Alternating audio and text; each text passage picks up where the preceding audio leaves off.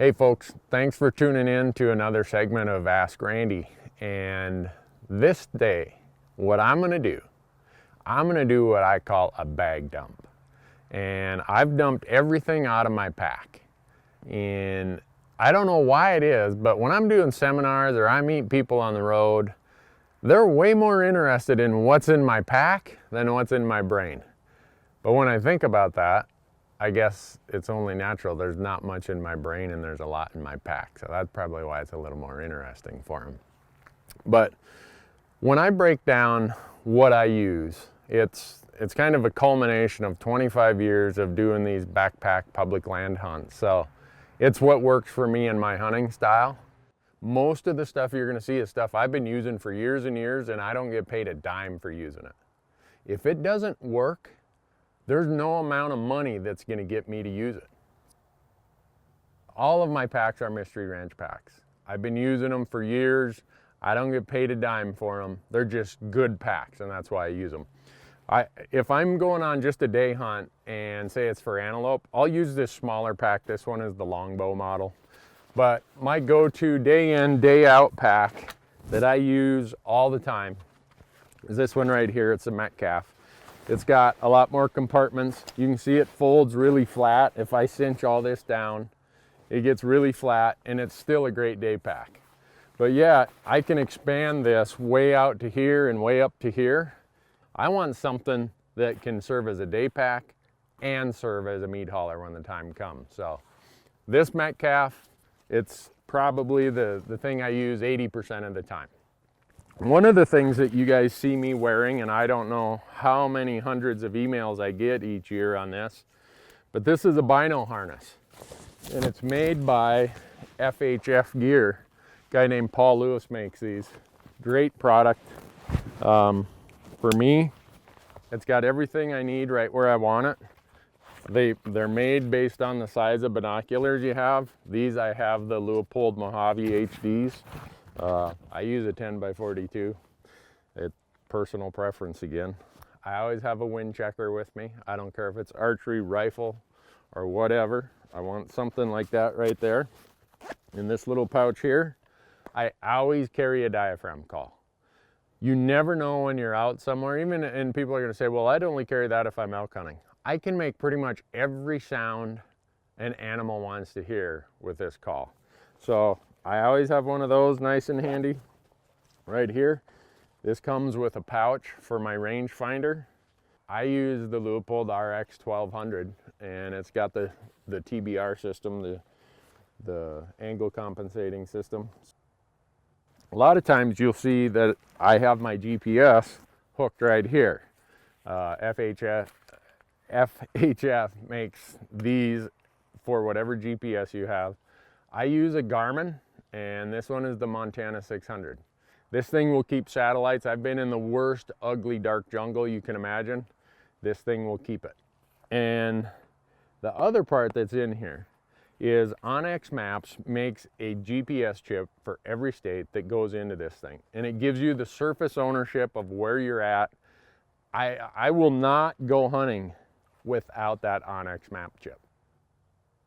So the other thing, I always like to have a pouch where I know I have my license, my tag. Some states you have to have your hunter ed or your bow hunter ed certificate. Some states you have to sign the tag upon harvesting an animal, so I always keep a pen in there. And the other thing, if you knew how much camera gear or other things we've rescued with just a few of these zip ties, carry those with me. This goes inside my pack. It's in a spot. I never have to be digging and searching for my tags. These are trekking poles. Having a trekking pole, even without a heavy load, really saves your legs. I mean, you think about how much energy it takes for your knees, your ankles to balance you on a side hill, especially if you got 30 or 40 pounds in your back. And then you think about what it is if you're coming downhill and you've got 80, 90 pounds in your back. Don't go hunting in the mountains without trekking poles. Hydration systems, you'll see this is platypus. I don't get paid anything from platypus. I've used every type of water bladder. You've seen it. They go in here and the tube runs out and it hooks to this little Velcro strap here. I've used them all, and I've broke every other brand, so that's why I use Platypus. There's two different types of first aid kits I bring. I have a very abbreviated version that is in here. It's just this little pouch. If it's just me, I'm probably going with this.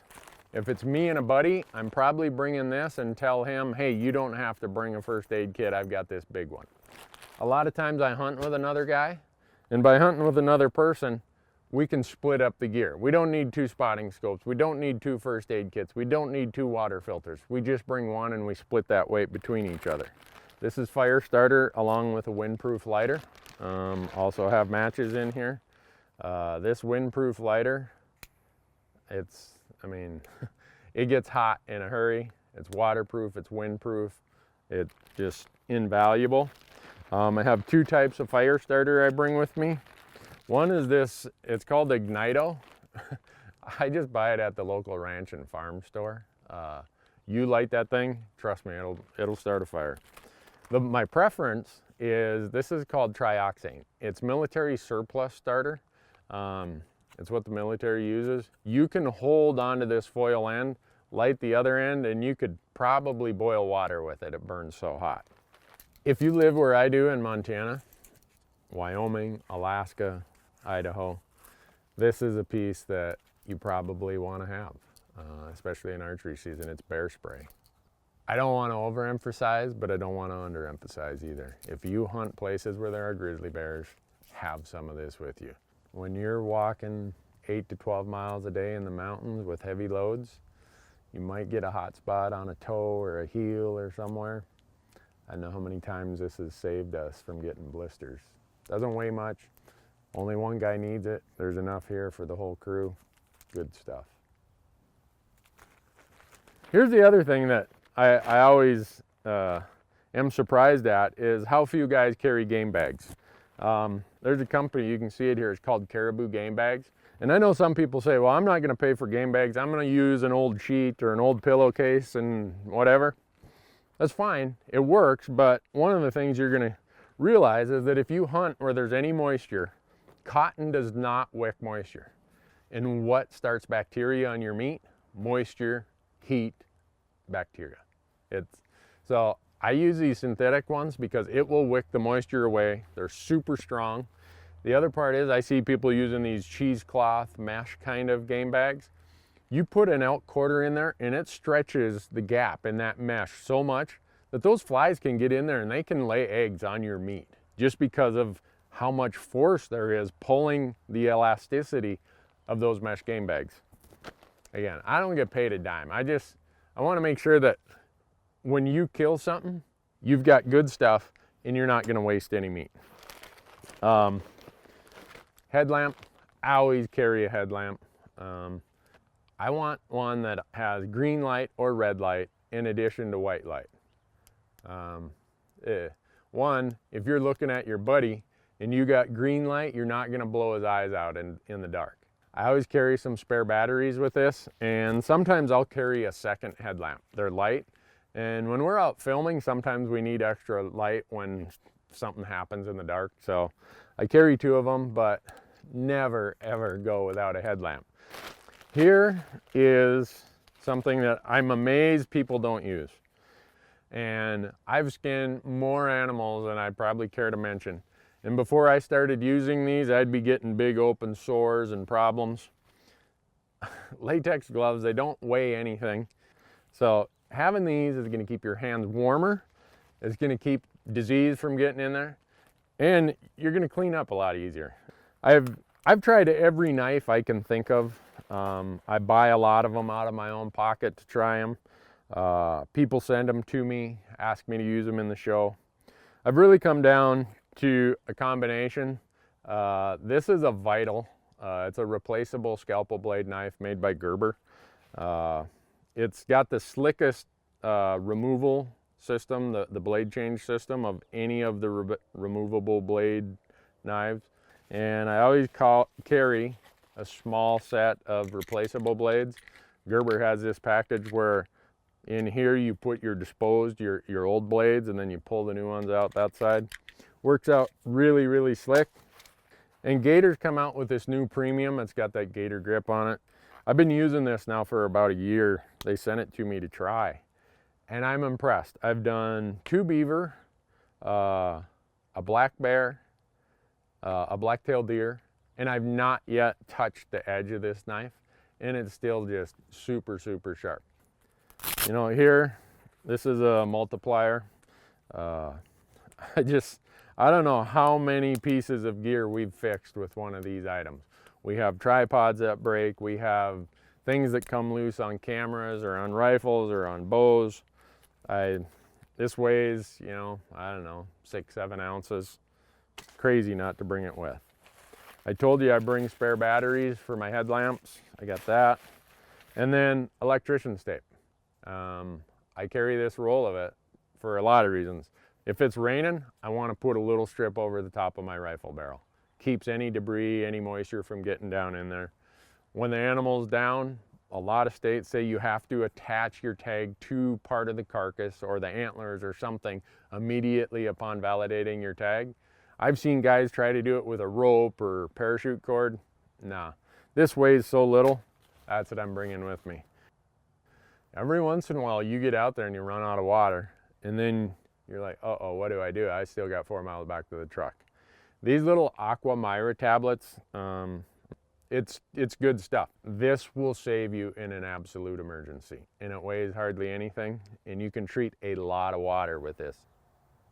Now I want to talk about a couple other things that these aren't necessities for everybody, but it is for me. And one of the things is a camera. I don't know how many people I see take crappy pictures of something, and they've had a great experience, and when you get to be my age, you're gonna wish that you had those wonderful pictures back 20 years ago. This is a new camera I've been using. It's a Sony Mirrorless camera. It's light, it's got replaceable lenses. It takes amazing video in addition to taking super, super still photos. If weight's a real concern, I bring this super little lightweight Joby. It screws into the bottom of here. You can probably get an adapter for your cell phone to get it to screw into there. If I'm bringing a smaller video camera, because sometimes I carry all kinds of cameras with us. You don't see this, but a lot of times Randy's carrying cameras in addition to the camera guy and everybody else. Again, it's a Joby, screws into the bottom of the camera, and you can wrap these around limbs, trees, whatever. And so sometimes you'll see a shot in our show that's kind of in front of us, and you're like, how did they get that? Well, Randy took this and stuck it out there on a limb or on a rock or whatever. I don't always carry a spotting scope, but sometimes I do. It just depends on what type of hunt it is. Am I glassing big burns? Am I climbing high and glassing down low? If I am bringing the spotting scope, I like to bring a lightweight tripod, and this one is made by Slick. It's really lightweight, it's compact. This right here, if you glass a lot, maybe you got a tougher butt than I do, but this little thing, I can just put it on the outside of my pack with these Mystery Ranch straps. You can tuck stuff all over the place, but you put that under your butt and you can sit there for a long time. I mean a really long time. Or maybe you're on your knees or whatever. This is a creature comfort. I bring it with. And then even in warm weather, I carry what's called the Puffy Coat. This is by Sitka. It's their Kelvin Light, made with Primaloft. It's super, super light, and it's got a great warmth factor to it. Looking around here, I think I've covered everything. We're gonna do some more stuff on this, and we're gonna cover things that I will add to this pack if I'm doing an elk hunt or if I'm doing a late season hunt, because there's some other things in here that go with me based on what type of hunt I do. And you're gonna be able to catch that in a later segment. But for right now, that's what Randy has in the pack. That is my bag dump. And you can see there's a lot more in that pack than there is in my brain. So thanks for watching. Hopefully you'll tune in for the next pieces.